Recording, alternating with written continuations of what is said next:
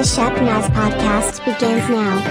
Welcome to the Shepnaz Podcast. I'm Joe, and I'm your host today. And I have with me our inside man for the SCO district. It's Pastor Kevin Angel. And whenever we're talking about something that's district related around here, it's like Kevin is the just go-to expert on whatever's happening. If he doesn't know, he'll make it up.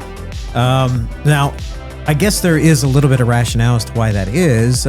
Remind people that you actually do have a role. I do have a role district. on the district as the district secretary. That doesn't mean that I do like shorthand. Yeah, answering the phones. Right. It's the district statistician, I guess is one way you could put it. So I keep track of all the stats of churches. I keep track of clergy, and that's all that is a part of the ordination and credentialing process. And then I kind of have an administrative role similar to what I do at Shepherd. I kind of do for the district and serving with Dr. Estep in that way. And for you, like the Super Bowl was district assembly, Right? Just recently, Right. That's the big daddy. That's for you. That's all of that, Right. But now we're looking towards another event, and that's what we're going to talk about today, which now you get to kind of at least sit back a little bit and watch other people struggle.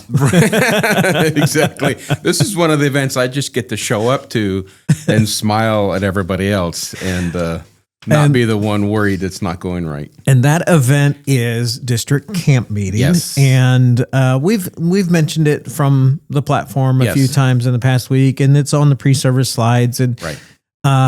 But that doesn't mean anything because, it's hard to get people to sit still and listen. They're trying to get coffee and they're drinking and they're out in the, the lobby and stuff like that.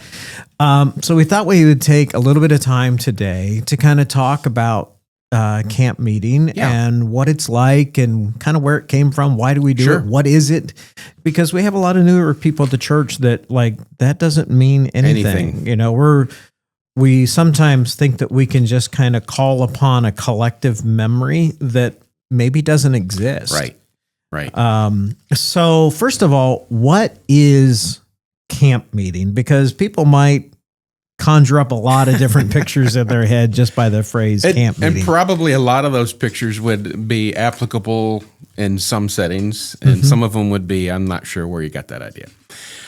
Camp meeting, some places refer to it as family camp.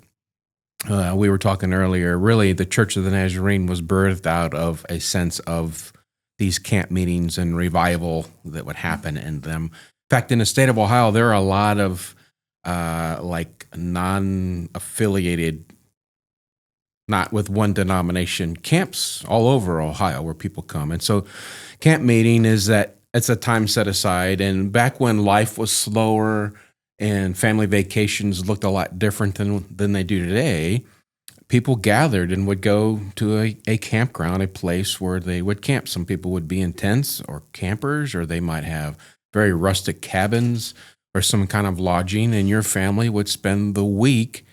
And I grew up doing that, and you spend the week doing that, and there would be activities in the afternoons for children and youth, and you'd have maybe a morning Bible study and an evening service. And so for South Central Ohio, camp meeting is that time where some people will stay on the campgrounds and cabins. Our district's kind of tight enough. A lot of people may drive in for the day or for the evening. And so there's activities for the whole family. And I think if you go, you enjoy it. That's my personal opinion, though. So. Well, and I think for some people, it's just making that initial plunge to go down there and see what it's like. Why would I go? Why? To make that drive. And as you mentioned, what's kind of nice about the way it's set up now is you can kind of choose your level of involvement. Correct. For some people, it might seem a little odd when we talk about camp meeting, like if we think of going to camp kind of thing, and it's like, well, it's starting and I haven't registered or anything, and I don't have a place to stay. So how could I possibly be involved in camp meeting? Right. The truth is that you can come and go as you please. Correct. There's no registration. Nope. There's no cost. You can just show up as many days, every day, or just one day, Right. and be involved Yes. in whatever level that you're comfortable with. And then there are some that, like as you mentioned, that choose to make a whole week of it. Correct.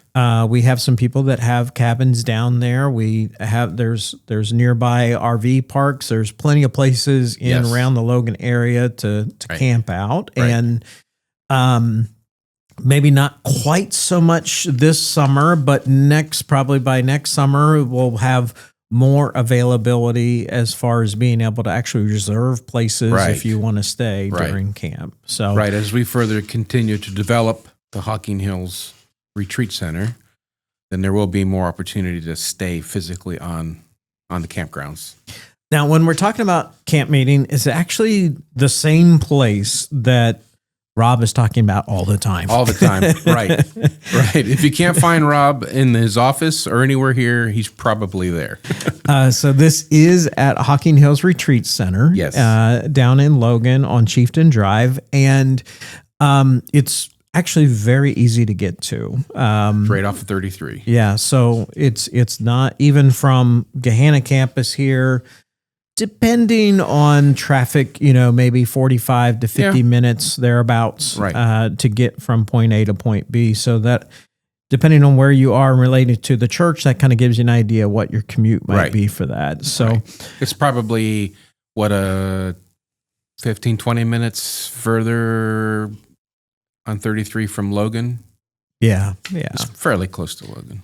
So now, many people feel like it was just yesterday that we moved the camp down to Logan. I hear people talk about that often about it. Like, It's not been that long. I remember the one off of Morris Road. Well, talk a little bit, if you would, about that and kind of that move that was made and so forth. Well, that move was made actually in the 90s. We have to be close to 30 years. Yeah. The old Morris Road, I don't remember how many acres they had there, but back in that time, we are part of what's called the South Central Ohio District. Back then, it was the Central Ohio District. It went all the way from the southern part along the river all the way up to Lake Erie. So it was the whole central swath of the state.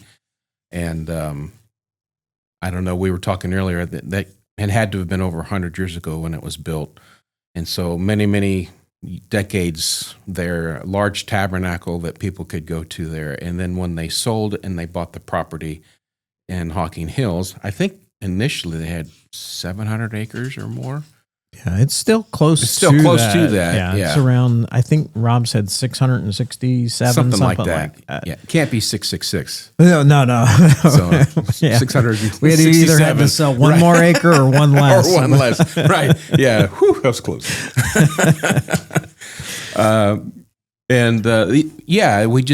We moved some cabins that people owned on Morse Road. They moved them down there that are on the grounds. And we just haven't developed it like we thought we were going to develop when we actually bought the property and moved down there. Yeah. Thus the big thrust now of the time is now. We need to fully utilize this resource we have. And in full camps. transparency, I mean, some things changed that Yes. kind of prevented that from happening. And to be honest, a lot of people were disappointed. Like, we thought this was going to happen, Right. and it was going to happen much faster, and it hasn't. And we thought it would be in our lifetime. Right. But now in the past, I would say 3 years, Oh. it has really taken off. It has.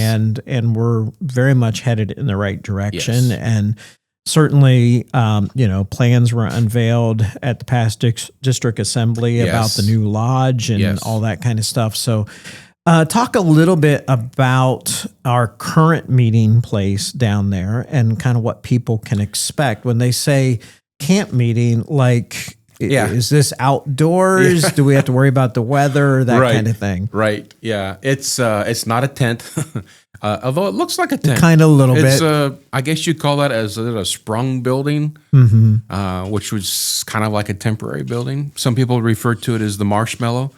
Some people don't like when it's referred to as marshmallow, but it does look like a large marshmallow. But it's air conditioned, so you don't have to worry about. You're thinking, "Hey, it's really hot out." Well, if you can make it into the building, there will be AC and it'll be comfortable. Yeah, it's just like going to the store. You have to get to the. You right. go in your air-conditioned car and you get to the parking lot. You suffer for the 5 minutes that it takes to walk, and then you're comfortable again. So there is a large parking lot adjacent to the building, so you can go straight from your car to inside and be back inside air conditioning again. Correct. And we have, all the bells and whistles we would expect. There's, sound system, and there's a platform. Modern. And so just a quick side note to that, for those that aren't aware, Pastor Zach is going to be leading worship down there throughout the week. Yes. And that's going to include some of our regular worship team that we see here in Gahanna, and maybe maybe Noah's going down there. I'm not sure. I think he is going to be helping some. Yeah, some of that. I believe so. And then also there'll be some others that they're adding in from other churches in the district. Yes. But let's dive in a little bit, if you would, to kind of the schedule and kind of what that looks like. Yeah. Well, it's Sunday to Sunday. So Sunday the 6th, we'll kick off camp meeting. And so Monday through Saturday is morning devotional time. Pastor Dennis King will be leading those devotions every morning. Pastor Dennis pastored the Reynoldsburg Church for many years and serves on the district staff as a mentor and pastoral flourishing, and doing some discipleship along those lines. So he'll be sharing in the mornings. And so every day there will be the devotional. Every day there's a different meetup spot for lunch in town. And so they're hitting some of the favorite, like Millstone Barbecue is one day. So if you like barbecue, be sure to check the schedule and hit the day they go there. And there will be activities in the afternoon. They have some things for the children and youth. And then you come back in the evening for the service. Dr. Estep and Dr. J.K. Warwick, who is a retired general superintendent, has went back to pastoring again, but I think he's retired. Yeah, now. He's now retired for the second time, I think. Second or third. But even in his retirement, he's now doing some special engagements. Yeah. In fact, a year ago, we had him here. Oh, okay. And he did a revival for us here. Yeah. So for those that would remember J.K. Warwick, he's still at it, and he's it was really enjoyable to have him as revival, and to know that he's going to be down there speaking. That's definitely that should be a draw for folks that were here that had heard him, to know what to expect when they go be part of the service. And the services each night are at 7, and that is, of course, on the kickoff on Sunday. Sundays are both at 5. Yeah, those are different. But the evening ones throughout the week are at 7 o'clock. Yes, but the ones on Sundays are at 5 p.m. Correct. Typically, after the service, they have a snack bar or whatever you want to call it.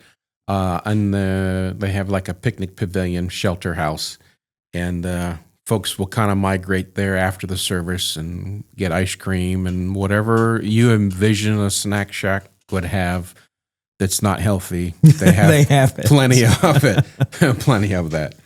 Well, I certainly would recommend to people, it starts on Sunday, July 6th. Yes. So, we're celebrating the 4th of July on Friday, and it'll be kind of a nice way to wrap up the weekend by coming down on Sunday.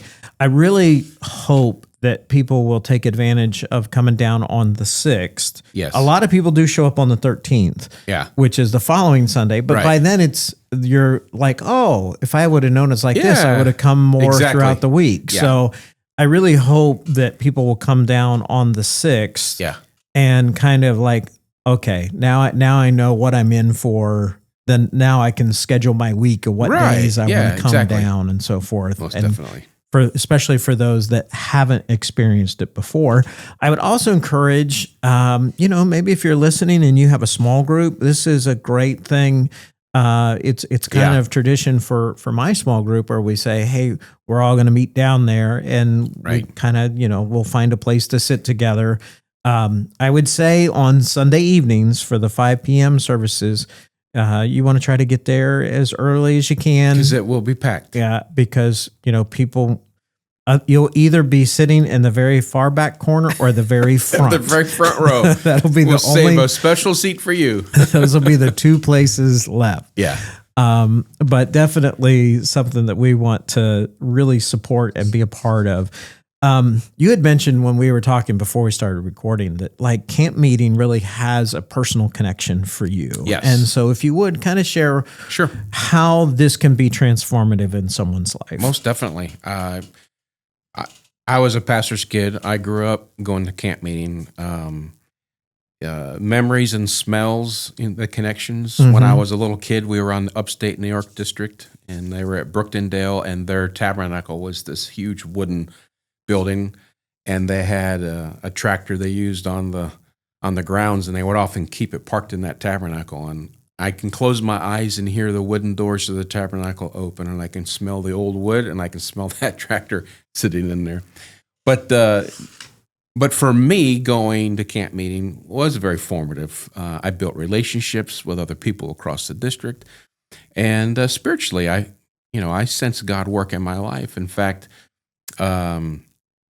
it was a camp meeting where I settled my call to preach, where I had been wrestling throughout my freshman year of college. I had no idea what I was going to do. I love history, so I'm like taking history electives, and I'm like, I got to pick a major at some point or I'll be here forever. And I just remember praying throughout that year for direction, and went home that summer and I went to camp meeting.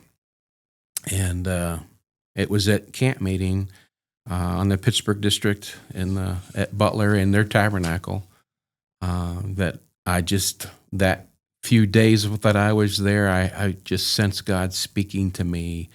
And it was in one of the services I went forward and I just said yes, because I already knew what God was talking to me. I had been wrestling and just in a terrible way, in a good way, but a terrible way, wrestling. And it was at that night I went down and I prayed. And I remember specifically when I knelt, all I said was yes. Yeah. And the burden was just lifted, this weight from my chest. And I knew that God had called me to preach. And if it weren't for camp meeting, I wouldn't have had that opportunity to go and to work through that and to be around other people that I could dialogue with and be in a setting where people cared about me and invested in me. And so, camp meeting holds a special place in my heart. I appreciate it. I value when we have a campground and camps and sending kids to camp. I just think those are transformative times. And so I'm looking forward to going down and being a part of camp meeting this year. Oh, that's great. I will say there's a lot of great reasons to go down, especially this year. It'll give you a chance to kind of get a little bit of the view of all the work that's been going on that you've been hearing about. We've got the shower house and 4 of the cabins done, and there's progress on the next 4 cabins. Right. I am sure Rob will be giving tours to anyone that wants to handing out hammers and aprons if you'd like to help. And actually, I do believe that there's going to be work going on down there during the week as things are progressing. So there'll be plenty of things to do. There's activities for the kids. Yes. It's kind of an entire family event. All ages are included, and it's really encouraging, if you've not been part of this kind of event, to realize that we're a collection of like-minded churches, and you get to fellowship Right. and worship side by side Right. with other people that are in other churches that have the same family that Correct. you have. That's right. And it's it's just a really heartwarming experience. And some people, you may not even know their name at first, but you start to see them after a while, and that becomes like a Right. camp person that you're somewhat Exactly. familiar with, Yeah.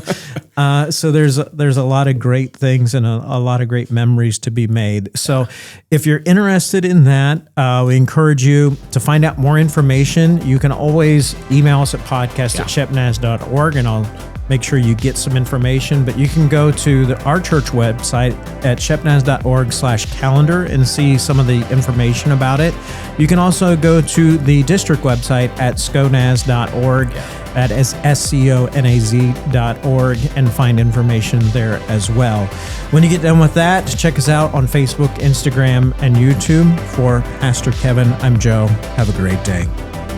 This podcast is a production of the Shepherd Church of the Nazarene, Gahanna, Ohio. Email to podcast@shepnaz.org and let us know what you think.